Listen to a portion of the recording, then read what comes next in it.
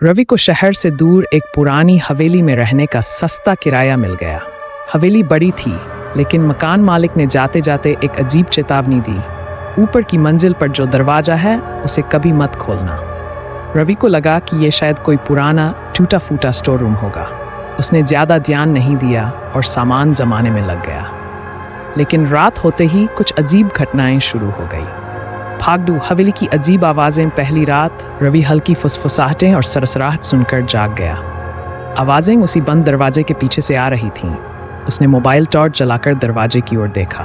ताले पर जंग लगी थी, जैसे सालों से किसी ने छुआ न हो। शायद हवा होगी, उसने खुद को समझाया और वापस सो गया। लेकिन अगली रात हालात और अजीब हो गए। भाग 3। दरवाजे के पीछे कौन? रवि को लगा कि दरवाजा हल्का सा हिल रहा है, जैसे कोई उसे खोलने की कोशिश कर रहा हो।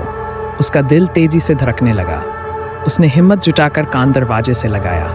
अंदर से एक धीमी कराहने जैसी आवाज़ आ रही थी। कोई अंदर बंद है? उसका दिमाग कह रहा था कि पीछे हटो, लेकिन उसके हाथ खुद ब खुद ताले की ओर बढ़ गए। जैसे ही उसने ताले को छुआ, दरवाजा एक जोरदार धक्के से अपने आप खुल गया। भाग भूतिया कमरा। अंदर घना अंधेरा था।